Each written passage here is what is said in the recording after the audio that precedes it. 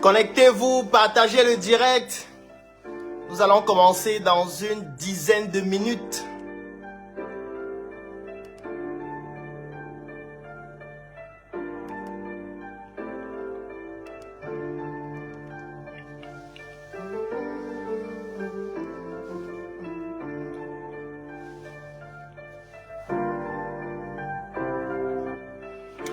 Bonsoir Drissa, comment tu vas?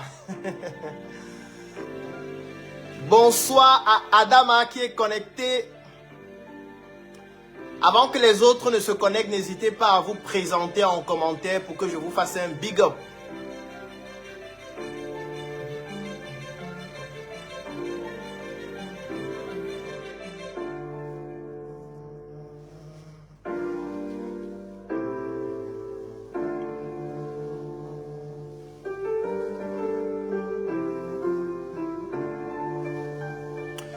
Bonsoir Michel, on va te contacter pour te permettre de bénéficier de ce produit si tu as des problèmes d'alopécie.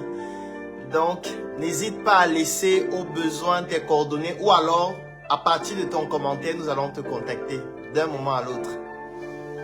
Bonsoir Fidélia, connectez-vous, partagez le direct, présentez-vous en commentaire, dites-nous à partir d'où vous êtes en train de nous suivre. Ainsi, je vais vous faire un big up avant qu'on ne puisse commencer. Donc, Abdoulaye, merci d'être connecté. Tu nous suis depuis quelle ville? Stani, depuis le Congo. Nous avons Abel qui est connecté aussi. Bonsoir Abel, tu nous suis depuis quelle ville? Nous avons le pasteur Sylvain qui est connecté depuis Kinshasa en RDC. Bonsoir Rachat. Comment tu vas depuis Lomé au Togo? Nous allons revenir à Lomé très bientôt. Nous étions à Lomé il y a de cela 1 an exactement. C'était pour la conférence Devenir un as de la vente à Agora Senghor. C'était un moment magnifique. Loïc depuis la Belgique, coucou à toi. Kogo Adama depuis le Burkina Faso, le pays des hommes intègres. Dieu merci depuis le Congo. Hyacinthe depuis N'Djamena au Tchad. Eric depuis Yaoundé, comment tu vas Eric? Nous avons E-Connexion, tu n'as pas donné ton prénom mais tu nous suis depuis la Côte d'Ivoire. Nous avons Loïc qui nous suit depuis la Centrafrique, Abdoulaye depuis le Burkina Faso. Nous allons commencer dans 5 minutes. Le thème du direct d'aujourd'hui c'est l'influence ou plutôt l'impact de la spiritualité dans le monde des affaires. Nous avons Lévi qui nous suit depuis le Bénin. Nous avons, j'ai failli oublier, Monsieur Drabo qui nous suit depuis le Mali. Il est commerçant. Nous avons Nega qui nous suit depuis Orléans. Ensuite, nous avons qui d'autre? Oswald qui nous suit depuis Douala au Cameroun. Nous avons Paul qui nous suit depuis la Côte d'Ivoire. Donc, présentez-vous en commentaire, donnez-moi votre nom, la ville à partir de laquelle vous nous suivez ou le pays. Précisez aussi peut-être votre activité. Je vais vous faire un big up avant qu'on ne puisse commencer. Et voilà, le thème du jour, je vais le rappeler, c'est l'impact de la spiritualité dans le monde des affaires. Donc, si vous avez quelqu'un qui peut être intéressé par cette thématique, je vous laisse quelques minutes pour partager le direct, identifier des personnes qui pourraient bénéficier de ce que nous allons voir aujourd'hui. Alors, nous avons Monsieur Kioma qui nous suit et qui est connecté depuis la RDC. Ensuite, nous avons Ignace depuis le Cameroun. Nous avons Nefertiti qui nous suit aussi. Elle n'a pas précisé depuis quelle ville ou pays. Nous avons Prince depuis le Bénin. Nous avons Luzolo depuis l'Angola. Nous avons Anderson depuis l'Espagne. Nous avons Aimé depuis la RDC. On va continuer avec les nouvelles personnes qui viennent de se connecter. Jean-Pierre depuis la France. Junior depuis l'Italie. Dieu merci depuis le Congo. Armel qui est Community Manager. Enchanté Armel, je suis ravi que tu sois connecté.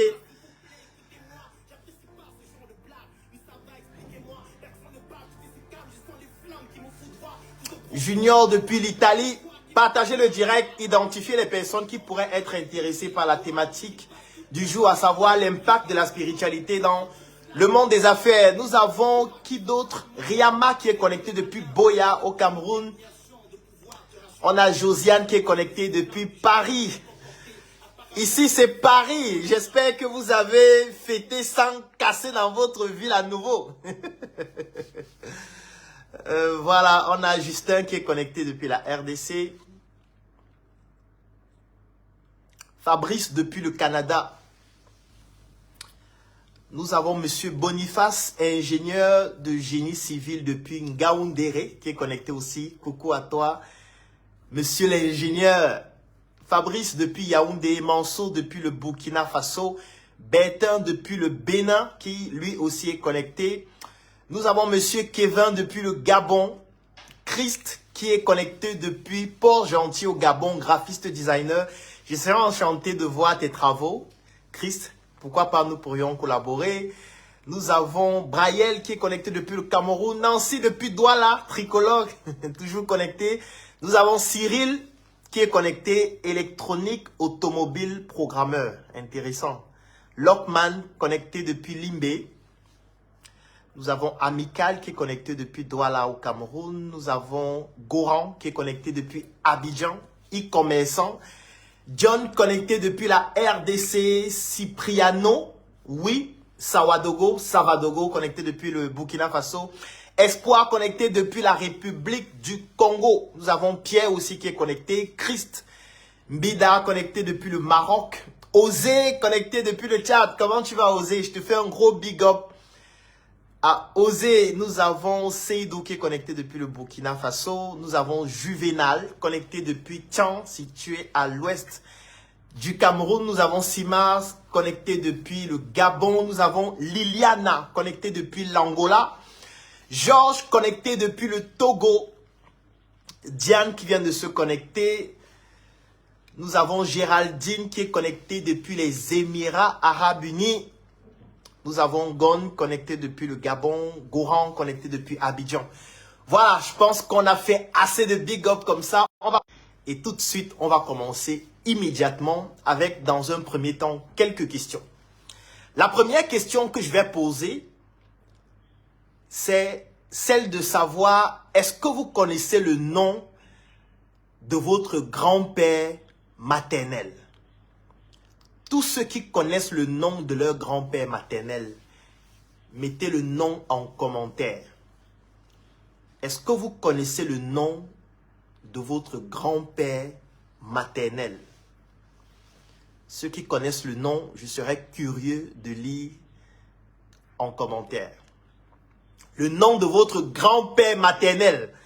On va voir les personnes qui connaissent leur famille ici.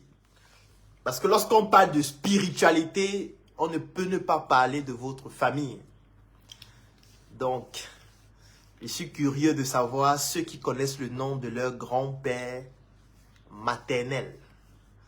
Vous écrivez le nom de votre grand-père maternel en commentaire. Je fais encore quelques big up. Nous avons Koussenia qui nous suit depuis le Tchad. Nous avons Prince depuis Cotonou. Nous avons Daniel qui est connecté aussi. Loïc.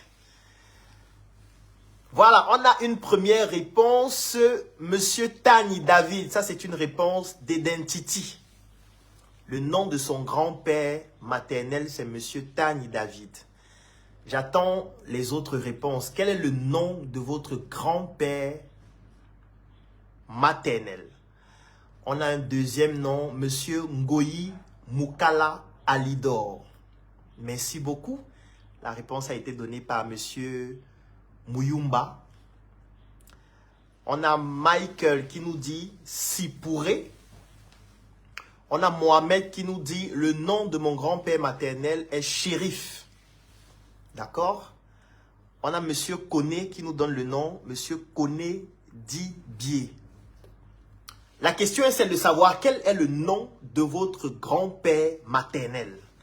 Monsieur Difo nous a donné le nom, Monsieur Wamba Tetza. On a Monsieur Fumweto qui a donné le nom, Monsieur Kani Zola. Monsieur Junior nous a donné le nom, Monsieur Mbiekop Marcus, et il est son homonyme. On a Josiane qui nous a trouvé aussi le nom de son grand-père maternel, Mbe Njantui. J'espère que j'ai bien prononcé. mais c'est déjà ça qu'on est le nom. On a Françoise, monsieur Lekane Prosper, dit Kemede. Monsieur Tiwa Moïse, ça c'est le grand-père maternel de Fopa. Nous avons Francis Joseph, grand-père maternel de Bernardo. Nous avons Chula Michel, grand-père maternel de monsieur Michel Chula. Je suppose que c'est son homonyme direct. Nous avons monsieur Zotam Pierre, qui est le grand-père maternel de l'artiste. Tous ceux qui sont les orphelins là, je vais arriver à vous après. Je vais arriver chez les orphelins après. Donc ne pleurez pas. Ce n'est pas le moment de pleurer. En disant non, je ne connais pas mon père, je ne connais pas ma mère, on m'a retrouvé juste dans un bac à ordures. Je vais revenir sur les orphelins après. On commence d'abord par ceux qui connaissent leur famille, en commençant par le grand-père maternel. Alors, je vois qu'il y a beaucoup de personnes qui connaissent. Hein. Il y a Pépé Jean-Pierre Outa Numbisi, ça c'est le grand-père maternel de Steven. On a Privat qui dit, le nom de mon grand-père maternel c'est Etz Kofi Adjafojo Eugène. Voilà, moi ça me ravit énormément de savoir qu'il y a plusieurs personnes qui connaissent effectivement le nom de leur grand-père maternel. On va maintenant aller un peu plus loin. Votre arrière-grand-père maternel, ce sera un peu plus difficile. Quel est le nom de votre arrière-grand-père maternel? Tout à l'heure, j'ai posé la question qui était celle de savoir quel est le nom de votre grand-père maternel, c'est-à-dire le père de votre mère. Maintenant, je veux savoir le père du père de votre mère, donc votre arrière-grand-père maternel. Ceux qui connaissent le nom de leur arrière-grand-père maternel, vous écrivez en commentaire, mon arrière-grand-père maternel s'appelle et vous me donnez son nom. Comme je disais tout à l'heure, les orphelins, je vais venir à vous tout à l'heure, on ne pleure pas. Ceux qui ne connaissent ni leur père, ni leur mère, ni leur famille, ni leur village, rien du tout. Je vais parler de vous à la fin. On commence d'abord par ceux qui connaissent leur famille. Ceux qui vont me dire que leur arrière-grand-père maternel, c'est Jésus. Vous aussi, c'est à la fin. Vous allez d'abord suivre les autres. On va parler de vous à la fin. Donc, ceux qui connaissent le nom de leur arrière-grand-père maternel, vous mettez le nom en commentaire en précisant « Mon arrière-grand-père maternel s'appelle » et vous mettez son nom. Voilà, j'ai déjà quelqu'un qui a respecté la consigne. Monsieur Pompidou, mon arrière-grand-père s'appelle Ambroise Mazitola. Bravo, monsieur Pompidou. Ça, c'est magnifique. Monsieur Pompidou vient de nous donner le nom de son arrière-grand-père maternel. Alors là, on a un autre nom, Ndong Ekan. Ça, c'est monsieur Samuel qui vient de nous donner le nom de son arrière-grand-père maternel aussi. On va continuer pour savoir si vous connaissez votre famille. Parce que comme je disais, le thème du jour, c'est l'impact de la spiritualité dans le monde des affaires. Et on ne peut pas parler de spiritualité si on ne parle pas de votre famille. Donc, nous avons monsieur Massonga. Je ne sais pas si c'est monsieur ou madame, mais Massonga. Mon arrière-grand-père maternel, c'est Kambo Zaka. Magnifique.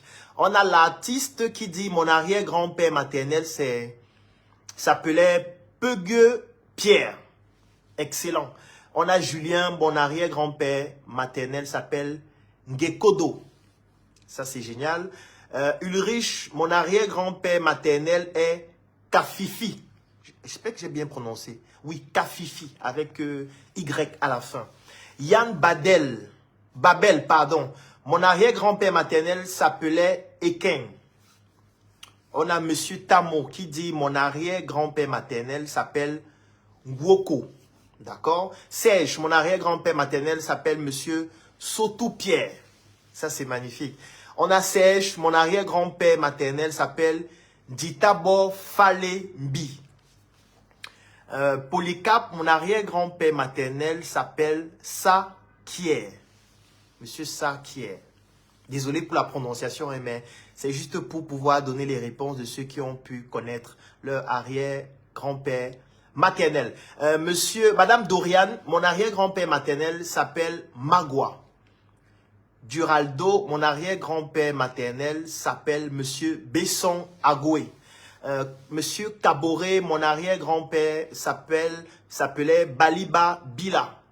Voilà, c'est quand même très intéressant parce qu'en effet, il y a plusieurs personnes qui connaissent l'identité de leur arrière-grand-père maternel. Monsieur Serge, mon arrière-grand-père maternel s'appelle Ditabor Fale Mbi. D'accord? On a Kofi, mon arrière-grand-père maternel s'appelle Nyingilchem. Voilà, Nyingilchem. Christian, mon arrière-grand-père s'appelle Samamba. On a Fopa, Duchesse. Nguana, c'est le nom de mon arrière-grand-père. Je précise bien arrière-grand-père maternel. Cyril, mon arrière-grand-père maternel s'appelle Nankam. D'accord? Monsieur Roland, mon arrière-grand-père s'appelle Badikaka. Romaric, mon arrière-grand-père maternel s'appelait Noning Lucas. On a Gétro, mon arrière-grand-père maternel s'appelle Kanvi Ouevu. Ouenou, pardon, Ouenou, monsieur Kanvi Ouenou. Voilà, ça c'est magnifique. Maintenant, je vais poser une question un peu plus difficile. J'ai commencé par le grand-père maternel. Ensuite, je suis passé à l'arrière-grand-père maternel. Maintenant, je vais passer au père de votre arrière-grand-père maternel. Quel est le nom du père de votre arrière-grand-père maternel? Dans votre arrière-arrière-grand-père. Vous avez donné le nom de votre grand-père maternel. Ensuite, vous avez donné le nom de votre arrière-grand-père maternel. Votre arrière-grand-père maternel dont vous venez de donner le nom. Comment s'appelait son père? Là, c'est beaucoup plus difficile. Comment s'appelait son père?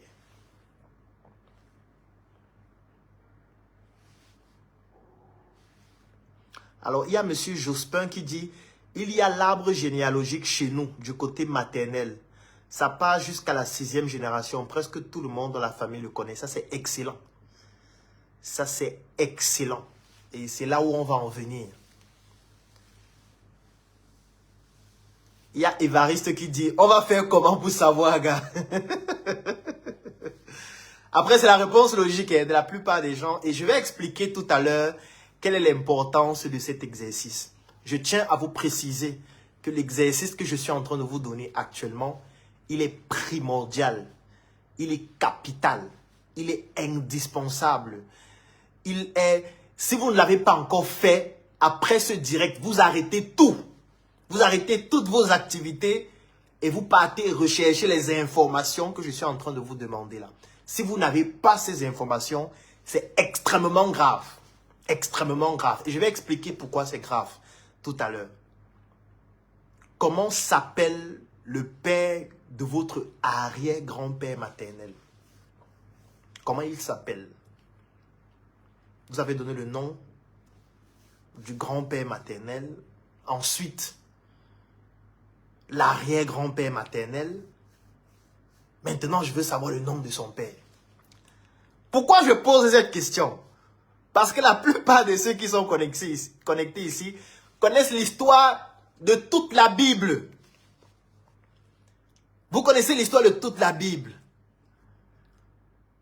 Depuis la Genèse jusqu'à l'Apocalypse. Vous connaissez toute l'histoire de la Bible. Vous connaissez comment chacun est né, comment ils ont grandi, de quoi ils sont morts. Parce que là, je n'ai pas encore demandé de quoi est mort ton grand-père maternel. Et je ne suis pas encore arrivé à ça. Parce que c'est aussi important. Je n'ai pas demandé de quoi est mort ton arrière-grand-père. Je demande seulement les noms. Jusqu'à présent, je n'ai pas encore demandé l'histoire de quelqu'un. Je demande juste comment est-ce qu'il s'appelait. Et là, nous sommes seulement au père de ton arrière-grand-père. Ça veut dire que 3 à 4 générations maximum. Et la plupart des personnes ne connaissent pas. Demande déjà, tu veux qu'on sache ça comment? Mais tu connais l'histoire de Joseph dans la Bible. Tu connais l'histoire d'Adam et Ève. Entre Adam et Ève et ton arrière-grand-père, qui est plus vieux? Entre Entre Joseph qui était dans la Bible et le père de ton arrière-grand-père, entre les deux, qui est plus vieux, comment ça se fait que tu maîtrises mieux Joseph par rapport au père de ton arrière-grand-père? Comment ça s'explique? Tu vois que ça ne t'intéresse même pas. Tu n'as même jamais essayé de savoir. Tu t'en fous. Pourtant, tu connais Joseph. Tu connais Marie. Tu connais Jésus. Tu connais Moïse. Mon ami, tu es en train de t'amuser avec ta vie. J'ai l'impression que tu es en train de t'amuser. Tu connais Socrate. Tu connais tous les philosophes qui étaient là en l'an 1. Tu connais le Moyen-Âge. Tu connais toute l'histoire des héros des autres. Mais nous sommes sur ton arrière-grand-père. Je n'ai pas encore demandé son histoire et tu ne connais même pas son nom. Parce que si je commence... Si tu ne connais déjà pas son nom, si je te demande qu'il est décédé des suites de quoi, c'est clair que tu ne connais pas. Si je te demande qu'il est décédé où, tu vas savoir comment. Si je te dis quels sont les problèmes qu'il a rencontrés durant son vivant, tu vas savoir, tu ne sais pas, n'est-ce pas? Puisque tu ne connais même pas son nom. Par contre, tu connais l'histoire de Joseph. Tu sais comment Joseph est né. Tu sais le métier qu'il pratiquait. Tu sais comment il a vécu. Tu sais comment il est mort. Tu sais même quand il est mort. Mais quand on dit ton arrière-grand-père, tu dis que je ne suis jamais allé au village. Tu dis qu'il y a les sorciers au village. Tu dis que c'est la sorcellerie. Tu dis qu'il va me servir à quoi? Tu dis que de toutes les manières, je me connais déjà moi-même et j'ai mon protecteur qui est Allah, qui est Jésus. Ça va, mon ami. J'ai l'impression que tu es en train de t'amuser, toi qui m'écoutes là, et qui ne connais pas ces informations. Tu es en train de blaguer avec ta vie. Parce que le thème de ce direct, c'est l'impact de la spiritualité dans le monde des affaires. Donc avant qu'on ne parle des affaires, je veux d'abord parler de la spiritualité. On ne parle pas de spiritualité sans parler de famille. On ne peut pas parler de la spiritualité sans parler de la famille. Parce que même si je veux prendre la religion, dans la religion, on parle de la famille des gens. On te parle de Jésus, de sa famille. On te parle de Joseph, on te parle de Marie. On te parle des gens avec leurs enfants, on te raconte leur histoire. On te parle de la famille. Comment ça se fait que toi, tu ne connaisses pas ta famille? Comment? Et tu penses que ça n'a pas d'impact? Tu penses que ça n'a pas d'influence? Tu penses que dans le monde des affaires, ça ne joue aucun rôle de ne pas savoir qui tu es? Parce que quand tu ne connais pas ta famille, ça veut dire que tu ne connais pas qui tu es. Comment tu sais qui tu es si tu ne connais pas d'où tu viens? Comment tu fais? Tu ne connais pas le nom de ton grand-père. Tu ne connais pas le nom de ton arrière-grand-père. Tu ne connais personne dans ta famille. Et vous avez remarqué, quand j'ai posé la question, j'ai dit, ton grand-père maternel, ton arrière-grand-père maternel, le père de ton arrière-grand-père maternel, je pense que de manière logique, vous comprenez pourquoi j'insiste sur maternel. On se comprend. Parce qu'au moins, une chose dont nous sommes sûrs, là je vais maintenant parler en tant que médecin, lorsque tu es à l'hôpital, tu reçois une femme enceinte, au moins tu es sûr qu'elle est enceinte. Tu as le ventre qui est là. On effectue un examen avec les ultrasons, notamment l'échographie. On voit exactement que dans son utérus là, il y a quelque chose qui est en train de se développer. Quand le travail commence, elle commence à contracter, elle accouche, on voit comment l'enfant sort de ses entrailles. Donc au moins une chose dont nous sommes sûrs, c'est que l'enfant là, c'est son enfant. C'est sûr. Il n'y a aucun doute là-dessus. Lorsqu'une femme accouche, nous sommes sûrs qu'il s'agit de son enfant. Parce que nous l'avons vu accoucher. Nous avons vu comment l'enfant est venu. Quand elle a fini d'accoucher, elle a pris son enfant, elle a mis au sein. Ensuite, elle est rentrée à la maison avec l'enfant. Mais personne n'est sûr que le père, c'est le père. Du moins, à ce moment, personne n'est sûr. Qui peut être sûr actuellement que l'enfant qu'il a à la maison, c'est lui qui est le père? Qui est sûr? Tu ne peux pas être sûr. C'est la raison pour laquelle, pour en être sûr, il y a des examens spécifiques à réaliser. Il y a des tests à faire. Mais combien de personnes réalisent ces tests-là? Dans ta famille, toi qui es en train de regarder le direct, est-ce que ton père a déjà fait un test d'ADN pour savoir si tu es son enfant? Tu vois que la plupart des fois, il a même peur de faire le test. Il dit c'est mieux de vivre dans l'ignorance. Et moi, je dis toujours, les ignorants sont les plus heureux de la terre. Lorsqu'on est ignorant, on est trop heureux. Parce que quand tu ne connais rien de la politique, rien de l'économie, rien de la géopolitique, de la géostratégie, rien des maladies, rien des dangers, rien de tout ça, tu es un ignorant total. Tu vis heureux. Tu sais que quand tu te lèves le matin, tu cherches 1, 2, 3 personnes là, tu les contactes, tu dis que gars, j'ai une petite urgence là, est-ce que tu peux me trouver 1000 francs? Tu envoies le message là à 20 personnes. Tu auras peut-être 15 qui vont dire que je n'ai pas. Il y a 5 qui vont dire, bon, je peux te trouver ça peut-être demain, mais parmi les 5 là, peut-être 2 vont t'envoyer 2000 directement. Ça fait 2000, ça fait déjà 3 bières et un plat de nourriture pour la journée. Ça veut dire que pour la journée, tu as déjà tes 2000. Les 2000 là, tu as un plat de nourriture, 500, tu as tes 3 bières, tu es tranquille. Les trucs de la géopolitique, vraiment, la guerre russo-ukrainienne, ça ne te concerne pas. D'abord que tu ne connais même pas de quoi il s'agit. Tu t'en fous. Du moment où tu as ton plat de nourriture avec tes 3 bonnes bières bien fraîches, la vie est tranquille. Quand tu es ignorant, tu vis heureux. Parce que dès que tu migres vers la connaissance, tu deviens malheureux. Dès que tu commences à devenir intelligent, tu vas vivre dans le malheur. Parce que quand tu deviens intelligent, tu commences à te rendre compte que les routes ne sont pas bien construites parce que tu es intelligent. Tu te rends compte que vraiment, les politiques sanitaires ne sont pas bien élaborées. C'est parce que tu es intelligent. Tu te rends compte que dans notre pays, il y a des problèmes en ce qui concerne le système politique. C'est parce que tu es intelligent. Tu te rends compte quand tu regardes la télé que les images ne sont pas de bonne qualité. Quand tu regardes un documentaire, au lieu de juste voir ce qui se passe et rire, tu commences à voir que non, le cadrage n'est pas bien fait. Le réalisateur n'avait pas un stabilisateur. Le script n'est pas bien réalisé. Tu vois comment le fait d'être intelligent te rend malheureux. Parce que tu vois tout ce qui ne marche pas. Et du coup, ça fait trop d'informations dans ta tête qui te stressent et qui t'énervent. L'ignorant, lui, il a contacté 20 personnes hier. Demain, il cherche 20 autres. Il envoie encore le lendemain. Gars, j'ai une petite urgence et les 1000 francs là. J'ai envie de mettre les datas. Est-ce que tu peux m'envoyer 1000 francs? Il y a encore 19 qui ne répondent pas. Il y a un qui envoie 1000 francs. Il prend les 1000 francs là, un plat de nourriture, une bière. Lui, il vit comme ça, au calme. Le jour où son jour va arriver, lui, il meurt, il part tranquillement. L'ignorant vit heureux. Quand tu es ignorant, tu es heureux. Parce que quand tu étudies, tu te développes. Tu deviens plus intelligent, plus cultivé, tu commences à devenir malheureux. D'abord, tu te rends compte que tu es un idiot. Parce que plus tu lis, et plus tu te rends compte que tu ne connais rien.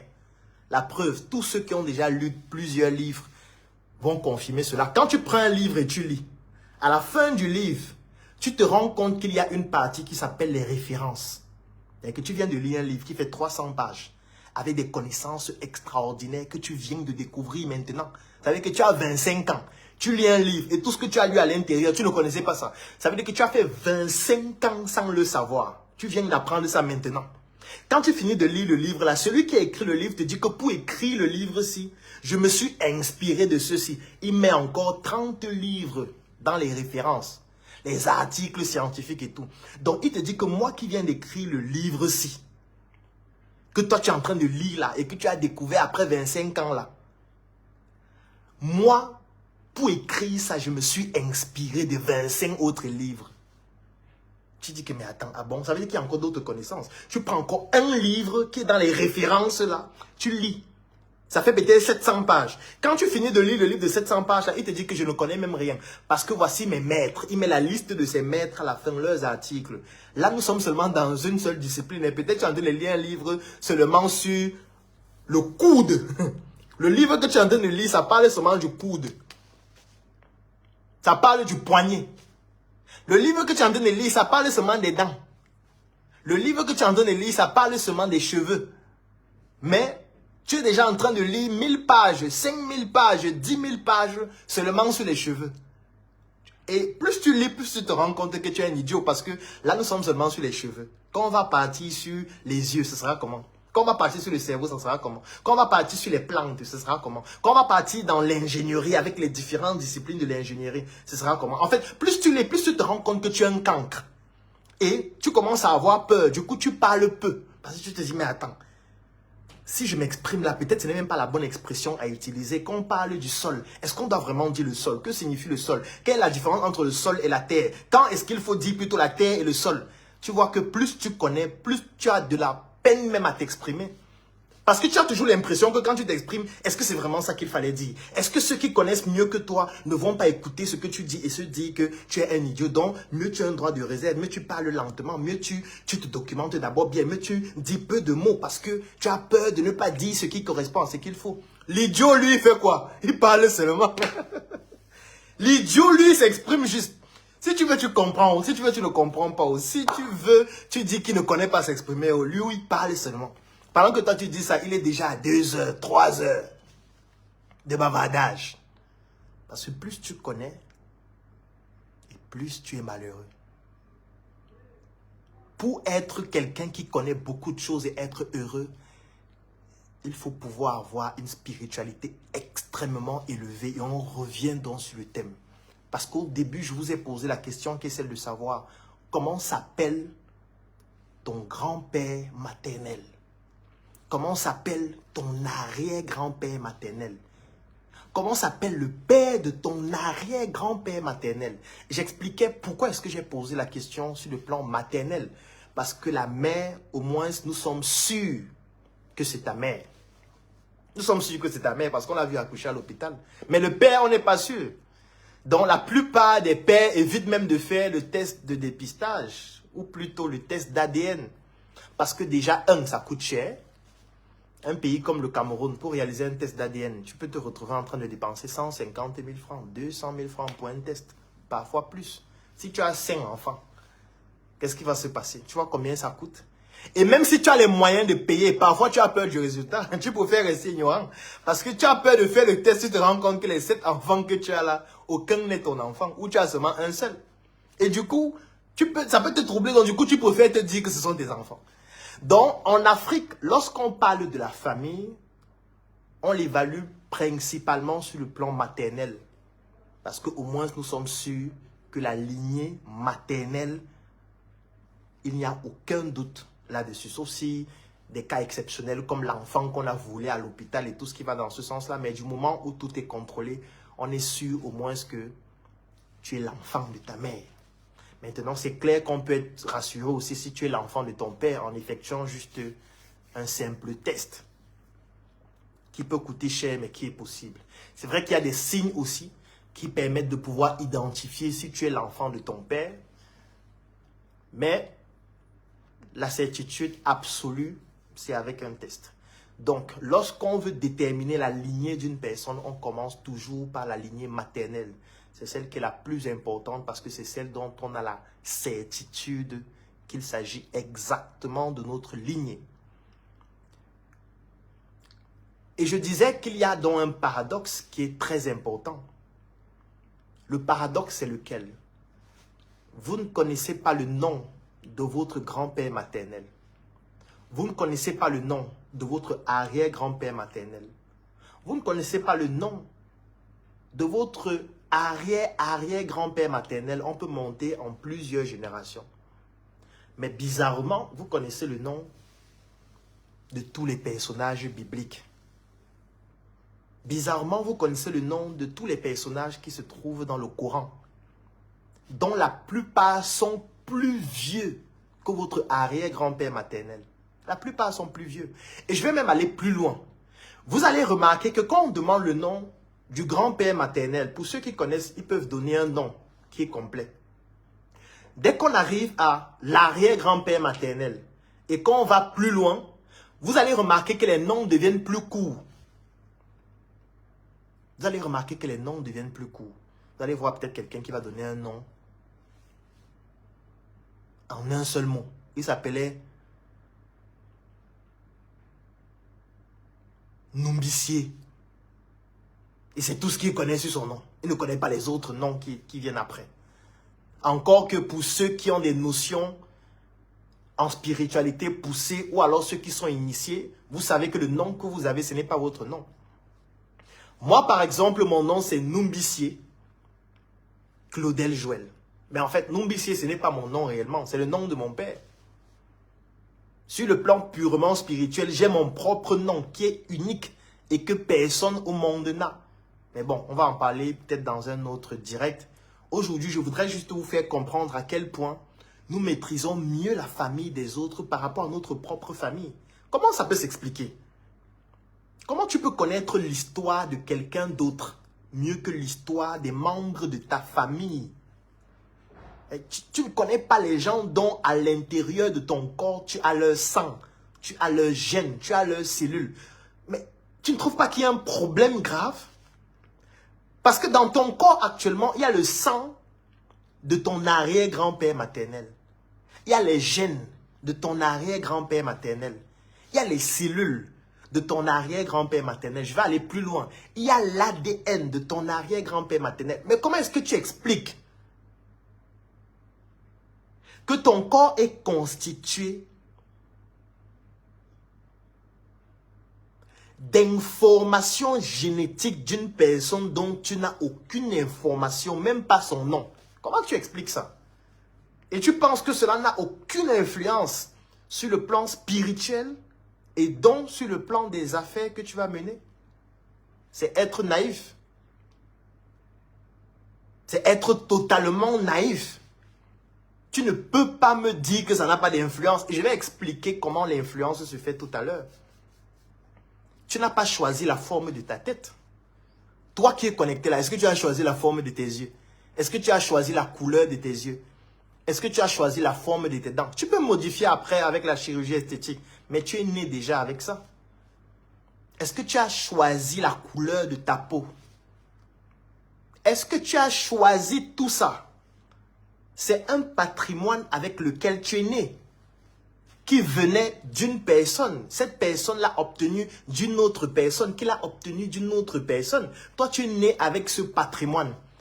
Et tu penses qu'avoir les informations provenant de ceux qui sont à l'origine du patrimoine que tu as, ça n'a pas d'importance. C'est que tu es naïf. C'est que tu es totalement naïf. C'est que tu es même un idiot. C'est que tu es un ignorant. Et je comprends pourquoi tu vis heureux. Parce que tu es ignorant de ça. Parce que si tu avais conscience de ça, c'est que tu arrêtes toutes tes activités actuellement pour aller essayer de connaître l'histoire de ta famille. Évariste, je vais expliquer à quoi ça sert. Je veux que ce soit une démonstration méthodique. Donc, suivez le direct posément. On va y aller de manière méthodique. J'ai commencé par les questions. Ensuite, je pose le problème et progressivement, je vais expliquer. Pierre Dupont, effectivement, tu n'as rien choisi et c'est la raison pour laquelle, étant donné que tu n'as pas choisi, tu dois donc chercher des informations sur ce qui te constitue aujourd'hui. Je vais vous prendre un exemple sur le plan purement médical. Lorsque vous arrivez à l'hôpital et vous rencontrez un médecin, moi par exemple, je suis à l'hôpital, je suis le médecin chargé de vous consulter. Pendant la consultation médicale, il y a une étape qui est fondamentale, qui à elle seule peut parfois permettre de poser directement le diagnostic et vous dire de quoi vous souffrez. Cette étape, je vais l'expliquer. Quand vous arrivez à l'hôpital, au début, on commence par prendre vos paramètres. Vous achetez un carnet, il y a une infirmière qui prend vos paramètres comme la pression artérielle, comme votre température, l'identification, votre nom, votre âge, ainsi de suite. Ce sont les premiers éléments de la consultation. L'identification et les paramètres.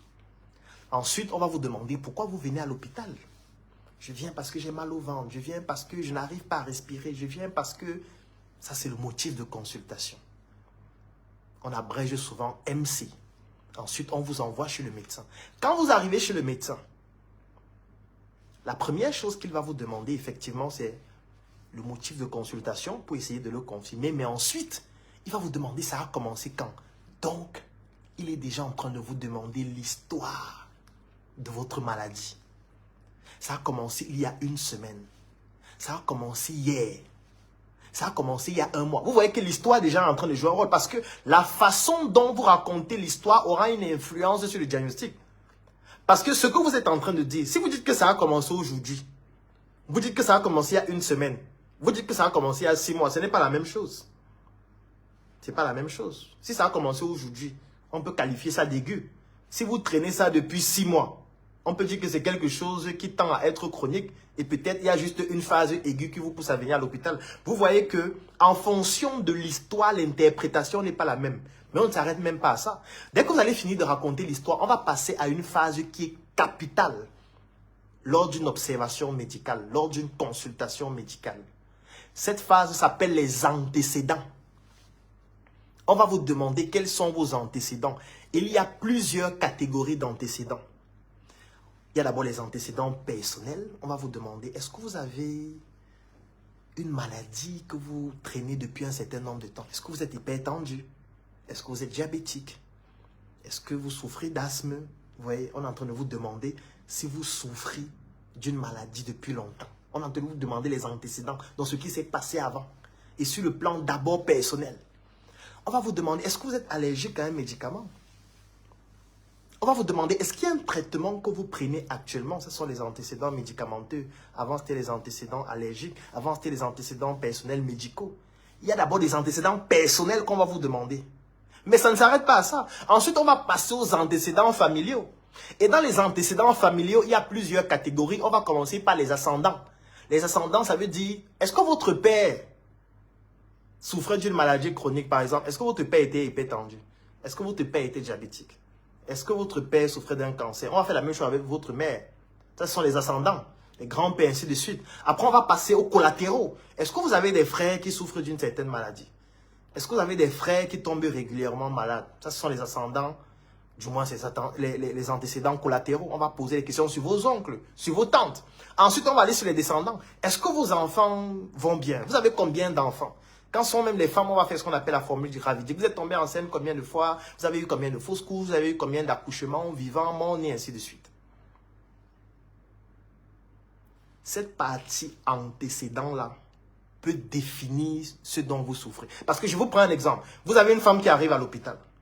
Elle vous dit, docteur, j'ai mal au sein. Vous dites, d'accord. Ça a commencé quand? Ça a commencé depuis 3 mois. J'ai mal au sein, je ressens une boule à l'intérieur.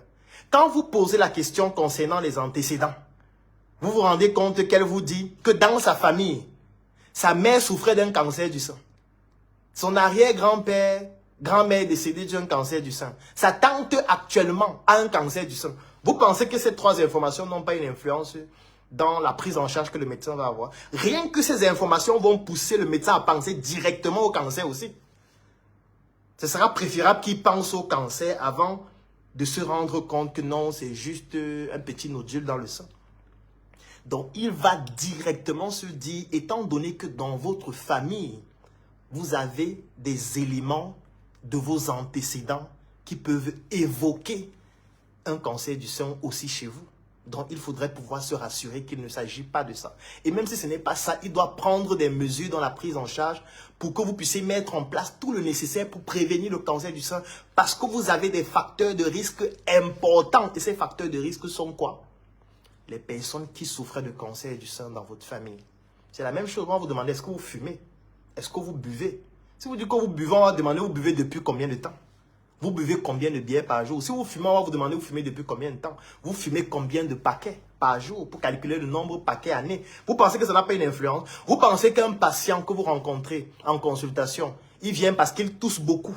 Quand vous demandez est-ce qu'il fume, il vous dit qu'il fume depuis 10 ans, 10 bâtons par jour. Par rapport à quelqu'un qui ne fume pas, vous pensez que la prise en charge sera la même? Non, la prise en charge ne sera pas la même.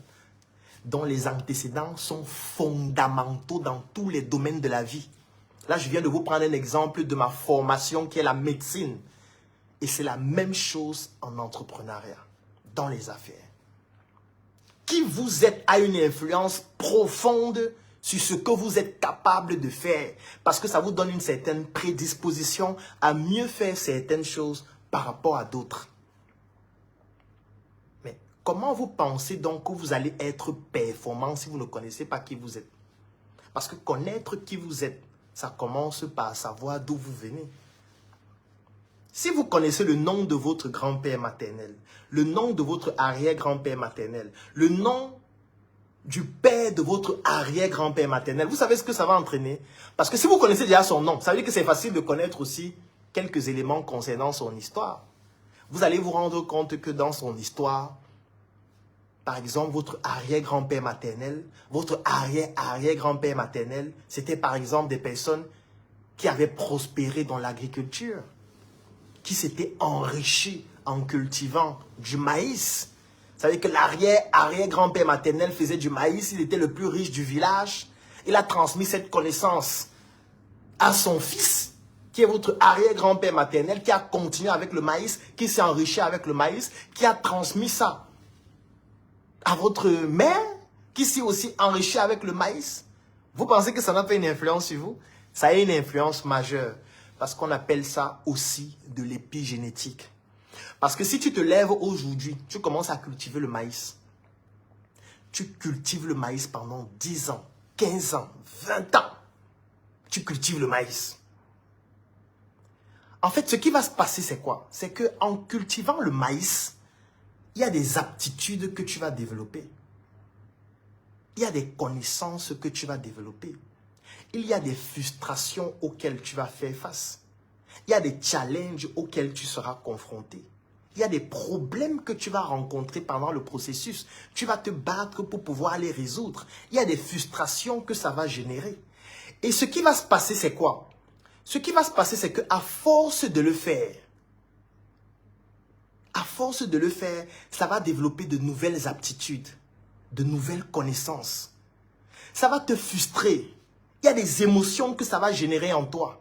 Sauf que les émotions que ça génère là, les frustrations que ça génère là, les connaissances que ça génère là, les aptitudes que ça développe là, ces aptitudes-là s'inscrivent dans tes gènes. Et ça se transmet génétiquement. C'est ce qu'on appelle l'épigénétique. Ça se transmet génétiquement, de génération en génération. Maintenant, si tu n'essayes pas de connaître l'histoire de ta famille, comment est-ce que tu fais pour savoir que dans tes gènes, tu as des prédispositions de quelqu'un qui pourrait être un excellent agriculteur, spécialement dans la spéculation qui s'appelle le maïs? Comment tu fais pour le savoir si tu ne connais pas l'histoire de ta famille? Comment tu fais pour le savoir si tu ne connais pas l'histoire de ton grand-père, de ton arrière-grand-père? Tu ne sais pas quelle est l'activité qu'il pratiquait. Tu ne sais donc pas quelles sont les contraintes auxquelles il a été confronté. Tu ne sais donc pas comment est-ce que son corps a été adapté dans un certain contexte, dans une certaine réalité. Et comment est-ce que ces énergies ont été conservées dans ses gènes, ont été conservées dans son corps, ont été conservées dans ses cellules. Et qu'il a donc transmis ces cellules-là, ce patrimoine-là, à ta mère qui t'a transmis aussi ça. Sauf que c'est au plus profond de toi. On appelle ça une prédisposition. Pour que tu puisses exploiter ce potentiel qui est déjà en toi, tu dois d'abord le découvrir. Pour le découvrir, tu dois connaître l'histoire de ta famille. Parce que chacun d'entre nous a une énergie qui provient de sa famille, qui provient de sa lignée, qui provient de ses parents. J'insiste sur maternelle parce qu'on est sûr que ta mère, c'est ta mère. Mais si tu es sûr que ton père, c'est ton père, tu vas le faire aussi avec ton père. Si tes parents sont du même village, c'est encore parfait parce que le travail à faire va se faire au même endroit. Est-ce qu'on comprend l'importance de connaître sa famille? Parce que tout à l'heure, quand j'ai posé la question, comment s'appelait ton père, ou du moins ton arrière-grand-père maternel ou ton grand-père maternel, on ne comprenait pas directement la liaison. Il y a une liaison fine. Et c'est ce que nous allons voir ce samedi, 7 juin, pendant notre événement, le Claudel Business Talk, 2e édition. Le thème, c'est spiritualité et business. Spiritualité et business. Et si vous souhaitez participer à cette conférence, vous mettez juste en commentaire, je souhaite participer au Claudel Business Talk, 2e édition, sur le thème spiritualité et business. Et nous allons vous contacter pour vous permettre de participer à cet événement qui va se dérouler en 2 phases. Donc, nous avons une conférence déjà ce samedi, 7 juin. Ce sera à Yaoundé. La conférence va se dérouler aussi en ligne et est disponible aussi en vidéo pour toutes les personnes qui souhaiteraient regarder en vidéo. Et le lendemain, nous allons avoir une masterclass sur les 10 rituels qu'un entrepreneur doit pouvoir développer sur le plan de sa spiritualité afin de pouvoir être plus protégé dans ses affaires. Donc, tous ceux qui souhaitent participer au Claudel Business Talk, deuxième édition de ce samedi 7 juin, que ce soit en présence physique à Yaoundé ou encore en ligne ou en vidéo, vous écrivez simplement en commentaire « Je souhaite participer au Claudel Business Talk » et nous allons vous contacter pour vous permettre de pouvoir y participer. Alors, je reviens sur ce que j'expliquais antérieurement. Connaître sa famille est primordial parce que ça vous permet de découvrir quelles sont les prédispositions que vous avez. Ça vous permet de savoir exactement qui vous êtes. Parce que quand vous maîtrisez qui vous êtes capable de pouvoir savoir exactement dans quelle activité vous allez plus facilement prospérer. Parce qu'aujourd'hui, les gens se lancent en business en regardant uniquement les vidéos sur Internet. Et c'est une énorme erreur. Énorme erreur. Vous allez regarder une vidéo sur Internet, quelqu'un qui dit vraiment, moi, je me suis enrichi dans le trading. Et du coup, vous vous dites, je vais aussi me lancer dans le trading. Vous vous lancez dans le trading, vous tapez poteau, vous pleurez tous les jours. Après, vous regardez une autre vidéo, quelqu'un qui dit, c'est plutôt l'agriculture, le business de l'heure. Vous vous lancez dans l'agriculture maintenant, vous laissez le trading. Vous voilà dans l'agriculture. L'agriculture ne fait que mentir, ne fait que mentir. Vous ne faites que perdre de l'argent. Après, vous regardez une autre vidéo de quelqu'un qui dit non, en fait, ce qui rapporte de l'argent, les gens n'ont rien compris. Ce qui rapporte effectivement de l'argent, c'est l'électronique. Si vous vous lancez dans l'électronique, vous allez voir que c'est la magie. Te voilà dans l'électronique. Tout le temps, tu changes d'activité. Même l'activité que tu es en train de pratiquer actuellement, tu as l'impression de ne pas être épanoui. Même quand tu gagnes beaucoup d'argent. Vous savez que tu gagnes beaucoup d'argent dans l'activité que tu es en train de pratiquer, mais tu as l'impression de ne pas être réellement heureux. Tu as l'impression que, oui, je gagne de l'argent, mais ça ne me plaît pas. J'ai envie de faire autre chose. Parfois, la principale raison qui explique cela, c'est le fait que tu es en train de pratiquer une activité qui n'est pas alignée à ton identité. Tu es en train de pratiquer une activité qui ne correspond pas à l'énergie qui est au plus profond de toi. Parce que chacun de nous a une énergie. C'est cette énergie qui permet à ton cœur de battre actuellement. C'est cette énergie qui permet à tes cellules de fonctionner actuellement. C'est cette énergie qui me permet de faire ce direct. C'est cette énergie qui t'a poussé à te dire, je veux me connecter pour suivre ce direct. C'est cette énergie qui te pousse à te lever le matin. C'est cette énergie qui te pousse à marcher. Cette énergie qui te pousse à courir. Cette énergie qui te pousse à avoir des idées. Cette énergie-là, elle est au plus profond de toi. Et elle a été constituée avec le sperme de ton père. Dans le sperme de ton père, il y avait des spermatozoïdes qui ont fusionné avec les ovules de ta mère. Ça veut dire on a la matière de ton père, la matière de ta mère. Les deux se connectent pour donner une seule matière. Mais sauf que chacune de ces matières-là a une énergie. La matière de ton père vient avec une énergie, avec son ADN. La matière de ta mère vient avec une énergie, avec son ADN. Les deux se mettent ensemble pour former une seule matière avec une énergie qui est l'association des deux énergies. Quand toi tu nais donc avec cette énergie qui provient de l'énergie de tes parents. Tes parents eux-mêmes avaient leur énergie qui provenait de leurs parents, qui avaient leur énergie qui provenait de leurs parents. Donc aujourd'hui, au plus profond de toi, dans tes cellules, dans tes gènes, dans ton sang, dans tout ton organisme, il y a des gènes.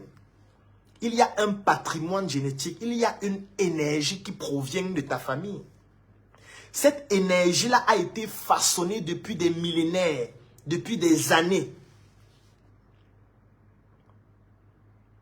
Et elle a été façonnée par quoi? Elle a été façonnée par la vie des personnes qui ont constitué cette énergie. Parce que quand tu es stressé tous les jours, ça influence ton énergie. Quand tu es content, ça influence ton énergie. La preuve, je vous parlais de cela dans une vidéo, c'est une expérience que nous avons menée lorsque j'étais en faculté de médecine.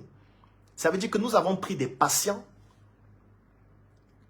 et dans deux situations différentes, on a analysé leurs larmes et on s'est rendu compte que la composition n'est pas la même. Lorsque quelqu'un reçoit une mauvaise nouvelle, par exemple, ton père est décédé et que la personne commence à pleurer, on prélève les larmes. Lorsque la même personne est en train de faire de la cuisine avec de l'oignon et que les larmes coulent, on prélève ces larmes. Vous savez que la composition de ces larmes n'est pas la même. Parce que les larmes, c'est quoi? C'est de l'eau avec un ensemble de substances. Donc, on a d'abord la matière qui est l'eau qu'on peut toucher. Parce que quand on dit matière, ça veut dire qu'on peut toucher, on peut physiquement toucher la matière. Donc, l'eau qui sort de tes yeux, là, les larmes, on peut les toucher quand tu pleures. On peut les toucher quand tu es en train de préparer. Il y a l'oignon qui te fait couler les larmes. Mais lorsqu'on va en laboratoire, on analyse ces larmes. On se rend compte que ces larmes n'ont pas la même composition. Pour une raison simple, c'est parce que l'énergie qui a provoqué ces larmes n'est pas la même. Dans un cas de figure, on a une énergie qui provient d'une émotion, qui est la tristesse, par exemple, provenant d'une mauvaise nouvelle. Et dans un autre cas de figure, on peut avoir une énergie qui provient de la joie, on peut aussi rire de joie. Et là encore, les larmes n'auront pas la même composition. C'est exactement ce qui se passe. L'énergie que toi, Gistel, qui est connectée là, a en toi, ton énergie n'est pas la même que l'énergie de Roland.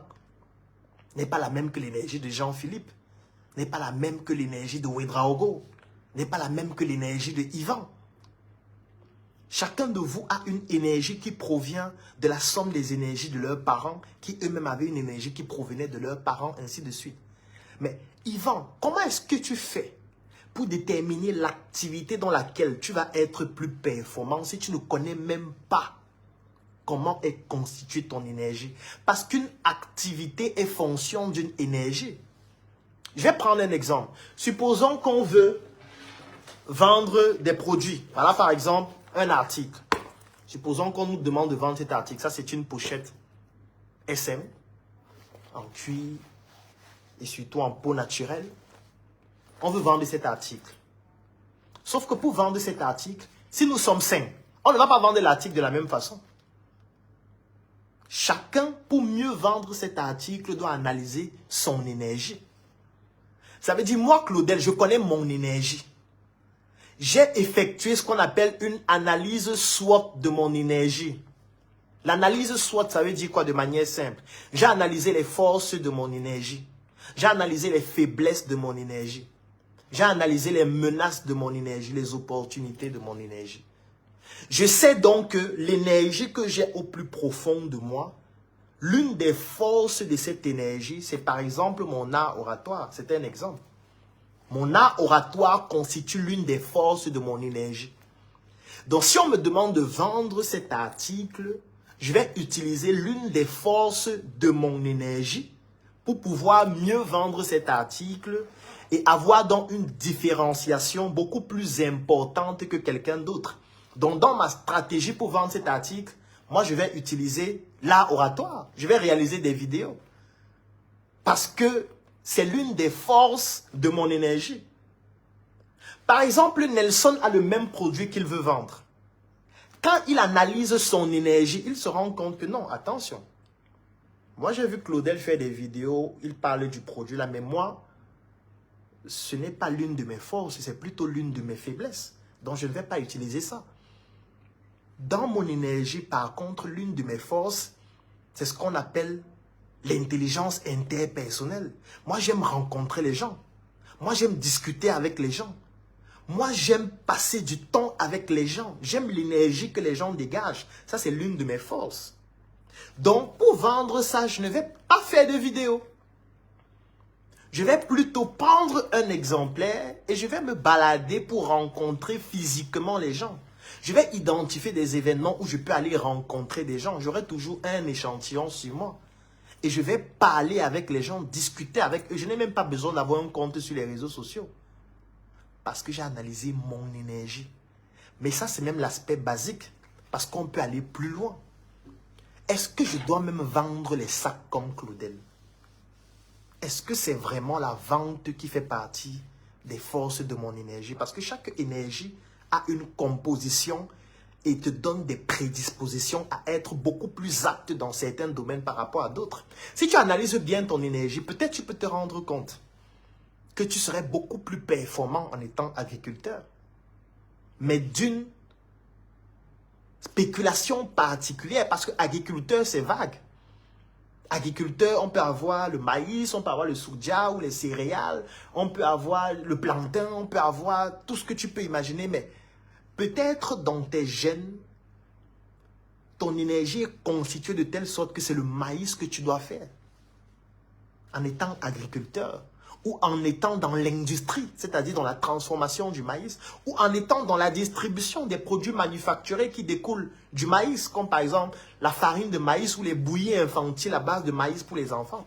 Peut-être c'est ce qu'il y a dans ton énergie. Peut-être le jour où tu vas découvrir cela, tu vas te lancer dans cette activité en un an. Tu vas réaliser ce que tu n'as jamais pu réaliser depuis que tu es né. Parce que enfin, tu viens de découvrir l'activité qui est en harmonie avec ton identité. Sauf que ton identité ne t'intéresse même pas. La preuve, tu ne connais pas le nom de ton grand-père maternel. Tu ne connais pas le nom de ton arrière-grand-père maternel. Tu ne connais le nom de personne dans ta famille. Donc, tu ne connais pas leur nom, tu ne connais pas leur histoire, tu ne connais pas ce qu'ils ont vécu, tu ne connais pas ce par quoi ils sont passés, tu ne connais pas les réalités auxquelles ils ont eu à faire face, tu ne connais pas les activités dans lesquelles ils ont prospéré, tu ne connais pas les activités dans lesquelles ils ont toujours eu des échecs, des échecs, des échecs et des échecs et n'ont jamais pu sortir de ces échecs-là. Tu ne connais rien de tout ça. Comment donc tu fais actuellement pour choisir l'activité que tu vas mener? Comment tu fais? Comment tu fais pour choisir l'activité que tu vas mener quand tu ne connais pas l'énergie qui te constitue? C'est quand tu maîtrises l'énergie qui te constitue que tu sais même comment tu vas t'alimenter. Parce que là, je parle seulement de business, mais je peux aller beaucoup plus loin. L'alimentation est spirituelle. Vous allez remarquer quelque chose. Toutes les personnes qui sont initiées ou qui ont des connaissances spirituelles très élevées ne permettent pas à n'importe qui de préparer leur nourriture. La nourriture est extrêmement spirituelle. Et je vais expliquer ça simplement. Quand vous partez au marché, vous achetez des ingrédients, vous achetez l'oignon, vous achetez la tomate, vous achetez l'ail et tout ce que vous voulez. Déjà, ce qu'il faut savoir, c'est que tous ces ingrédients qui proviennent de la nature ont une énergie. La preuve, si vous prenez la tomate, vous posez à la maison pendant 1 jour, 2 jours, 3 jours, 4 jours, qu'est-ce qui va se passer? La tomate va pourrir, n'est-ce pas? La tomate a une énergie, la tomate vit aussi. La preuve, c'est que quand la tomate grandit, elle grossit, elle mûrit. La tomate a une vie. Quand elle arrête d'être alimentée par cette énergie qui lui permettait de vivre, elle pourrit. La tomate vit. Donc la tomate a une énergie. Et cette énergie peut être influencée pour que ce soit bénéfique pour vous ou dangereux. Donc vous avez quelqu'un qui peut acheter ces ingrédients. La personne va à la cuisine. La personne commence à couper les ingrédients. Mais la question que j'ai envie de vous poser, on coupe les ingrédients comment? Parce que votre corps, en fait, n'est que physique. Vos mains, c'est physique. Les doigts, c'est physique. La tête, c'est physique. Mais qu'est-ce qui te pousse à te lever, prendre une tomate, commencer à couper? C'est une énergie, n'est-ce pas? C'est une énergie qui te pousse à avoir cette action. Sauf que cette énergie-là, en fonction de l'intention qui l'anime, peut être bon ou dangereux pour ta santé. Ça veut dire que si la personne qui prépare pour toi a de bonnes intentions pour toi, par exemple, si tu es malade, il y a quelqu'un qui doit faire ton repas. Si la personne a de bonnes intentions pour toi, si la personne souhaite vraiment que tu puisses guérir, qu'est-ce qui va se passer? La personne va transférer cette énergie dans les ingrédients qu'elle est en train de couper. Ça va influencer les ingrédients parce que les ingrédients aussi ont une énergie. Cette énergie va avoir un impact majeur pendant tout le processus de cuisson qui se déroule avec des énergies. Quand la personne va te servir ce repas sera beaucoup plus thérapeutique par rapport à quelqu'un qui a eu un repas préparé par quelqu'un qui n'avait pas de bonnes intentions. C'est pour ça que lorsque tu es malade, par exemple, il faut éviter de manger les repas qui sont préparés dans la rue ou par des personnes que tu ne connais pas. Il faut que ton repas soit fait par quelqu'un qui a une bonne intention vis-à-vis de toi et qui souhaite que tu puisses guérir. Et quand je parle même de guérison, ce qui est même encore plus important, c'est le fait de rester en bonne santé. Ça veut dire même quand tu n'es pas malade, tu dois pouvoir avoir un repas qui est fait avec une belle énergie, qui te permet de pouvoir rester en santé pendant longtemps. C'est pour ça que vous allez voir parfois certaines personnes dire non, je veux que c'est tel qui prépare ma nourriture. Ce n'est pas juste un caprice. Il y a parfois une dimension spirituelle très importante à l'intérieur. Mais bon, ce n'est pas le thème du direct du jour, on pourra peut-être en parler une autre fois. C'était juste pour que vous puissiez comprendre l'importance de l'énergie que vous avez, de vos intentions dans ce que vous faites. Et retenez ceci, si vous posez une action avec de bonnes intentions, même si les résultats sont mauvais, cela n'aura aucune influence négative sur vous. Je reprends.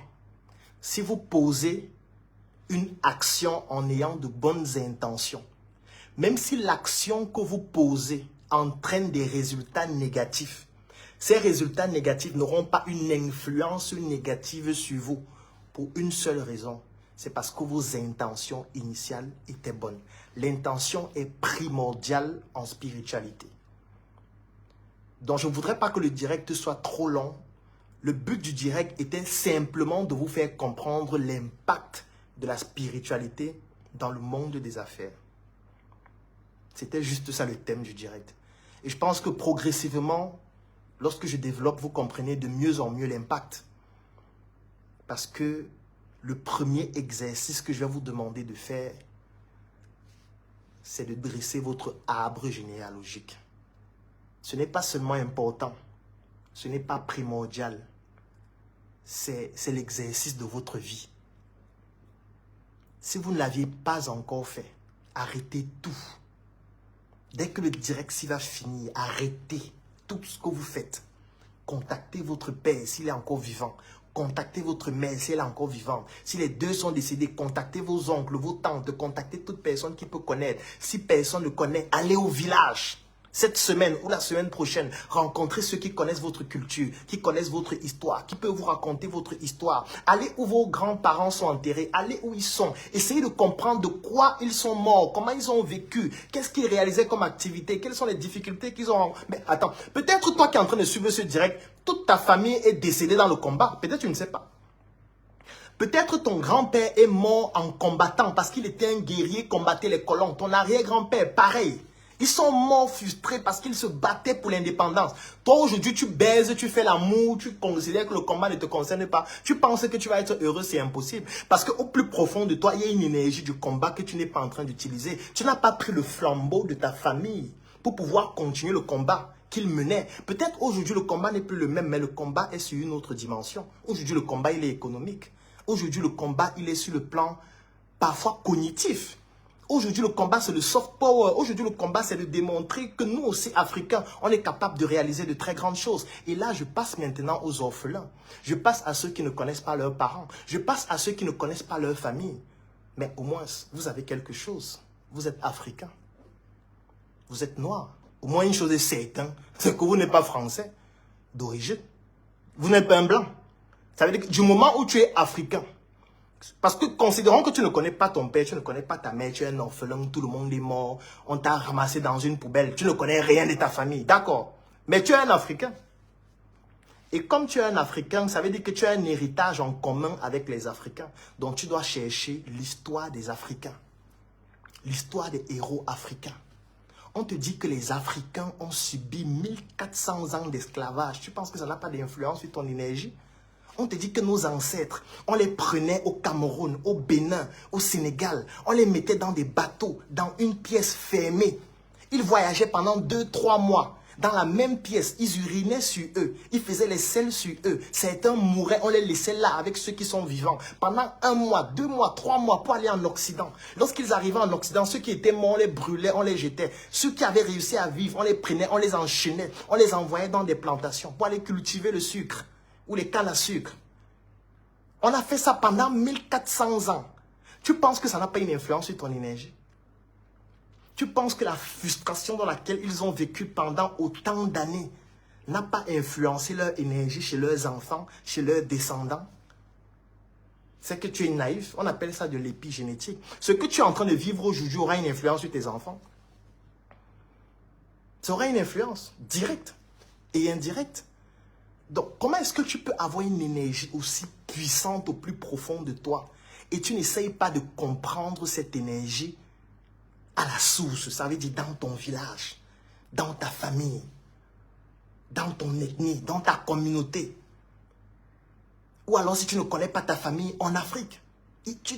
On a une identité africaine. On a même si tu ne connais pas ton père et ta mère, on a une identité africaine. Et l'histoire de l'identité africaine, elle est documentée. Il y a des personnes qui ont fait des travaux excellents dessus, comme Kalala Omutunde, comme le professeur Kumbandoumbe III. Il y a tellement de travaux extraordinaires dessus. Avec Internet, c'est gratuit sur Internet. Moi-même, j'ai publié plusieurs documents dessus, plusieurs ouvrages dessus que vous pouvez consulter. Et c'est ce que nous allons voir ce samedi 7 juin à Yaoundé pendant le Claudel Business Talk édition 2 sur le thème spiritualité et business. Donc, si toi qui es connecté, tu souhaites participer à cet événement ce 7 juin, ce samedi 7 juin, tu écris en commentaire « Je souhaite participer au Claudel Business Talk ». Ça va se dérouler à Yaoundé en présence physique, mais aussi en ligne. Vous pourriez y participer en ligne ou alors bénéficier de la vidéo de l'événement afin de pouvoir la suivre. Qu'importe le pays à partir duquel vous souhaitez la suivre. Et nous allons aussi faire une masterclass sur les 10 rituels que vous pourriez pratiquer au quotidien pour pouvoir être plus performant dans vos affaires. Pendant ce business talk, on va aussi voir comment se protéger des menaces parce que une fois que vous avez identifié votre énergie, vous lancez une activité, vous allez recevoir des coups. Vous allez recevoir des attaques qui peuvent être physiques, spirituelles et de toute autre nature. Comment rester résilient? Comment développer un ancrage qui te permet de résister à tous les vents en sachant que plus tu montes et plus le vent va souffler fort? Comment résister au vent? Comment résister aux calomnies? Comment résister aux échecs? Comment résister à tout ce qui est tumultueux dans le monde des affaires?